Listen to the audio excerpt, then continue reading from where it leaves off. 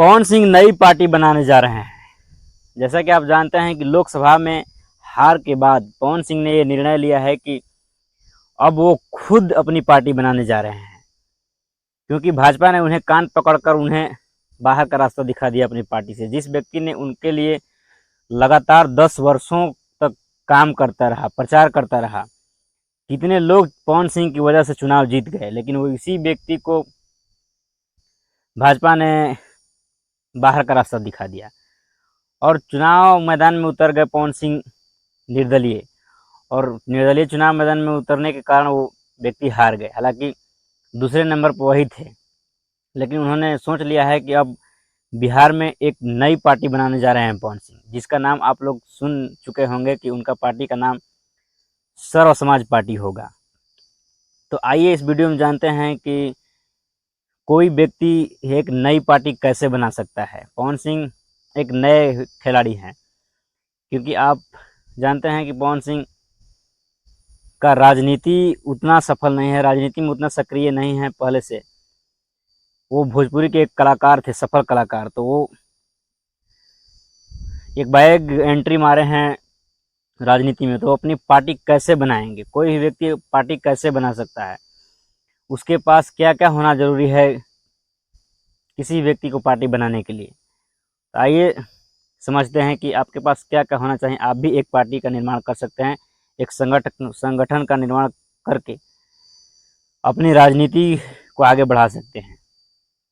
तो पवन सिंह पार्टी बनाने जा रहे हैं। उन्होंने 2025 के विधानसभा चुनाव में सभी सीटों पर चुनाव लड़ने का संकेत दे दिए हैं पवन सिंह। तो कैसे पवन सिंह एक पार्टी का निर्माण करेंगे? तो आपके पास क्या क्या होना चाहिए? तो सबसे पहले आपके पास 100 लोगों का समूह होना चाहिए, समर्थन होना चाहिए। आप कोई भी पार्टी बनाने जा रहे हैं तो आपके पास 100 लोगों का समर्थन होना चाहिए, और उन सभी लोगों का वोटर लिस्ट में नाम होना चाहिए। जिन 100 लोगों का आप समर्थन मांग रहे हैं, सहमति से, न कि बलजबरी, जबरदस्ती नहीं, सहमति से 100 लोगों का समर्थन होना चाहिए। और उन 100 लोगों को के पास इलेक्शन कमीशन के द्वारा बनाया गया वोटर लिस्ट होना चाहिए। और आपके पास एक ऑफिस होना चाहिए।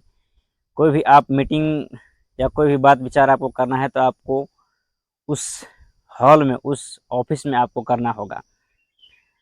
उस ऑफिस में आप अपने अध्यक्ष, उपाध्यक्ष, सचिव इत्यादि का चुनाव कर सकते हैं।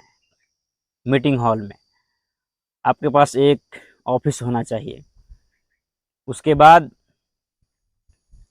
आप इलेक्शन कमीशन में आवेदन करने जाएंगे, ऑफलाइन या ऑनलाइन या ऑफलाइन आवेदन करने जाएंगे इलेक्शन कमीशन के प्रक्रिया में आपका।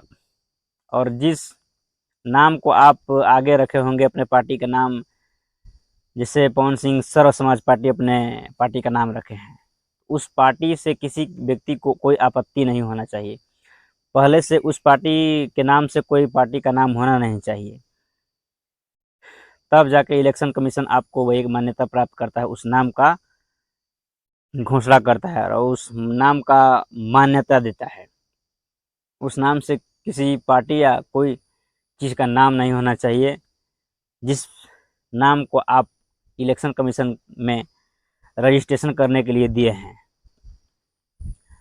तो यही चीज़ें हैं, मेन चीज़ें हैं। और आपको रजिस्ट्रेशन करते समय 10,000 रुपया का भुगतान करना पड़ता है, तब जाकर आपको एक पार्टी का निर्माण होता है। और इलेक्शन कमीशन आपके सभी बिंदुओं को जांच करेगी, आपके सभी फाइलों को जांच करेगी कि क्या सही है, क्या गलत है। तो अनुच्छेद 324 और धारा 29A के तहत इलेक्शन कमीशन आपको मान्यता प्राप्त करती है। कोई भी पार्टी को मान्यता प्राप्त करती है, उसके बाद वो पार्टी अपने राज्य में चुनाव लड़ने के योग्य हो जाती है। तो पवन सिंह भी इसी तरह की काम करने वाले हैं और उन्होंने मजबूती के साथ 2025 में चुनाव लड़ने का उन्होंने घोषणा कर दिए हैं।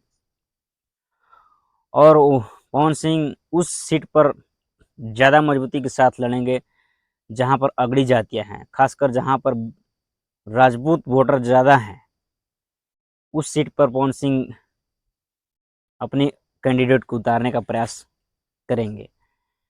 तो पवन सिंह को आप सोच रहे होंगे कि पवन सिंह हार गए हैं तो बैठ गए होंगे, लेकिन नहीं, पवन सिंह लगातार अपने राजनीतिक चिंतन पर लगे हुए हैं।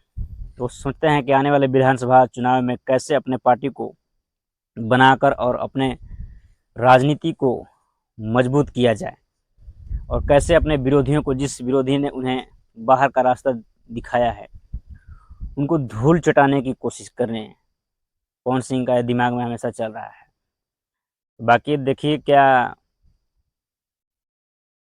होता है 2025 में, कितने सीटें पर पवन सिंह की पार्टी चुनाव लड़ती है। इनकी पार्टी का नाम सर्व समाज पार्टी होगा।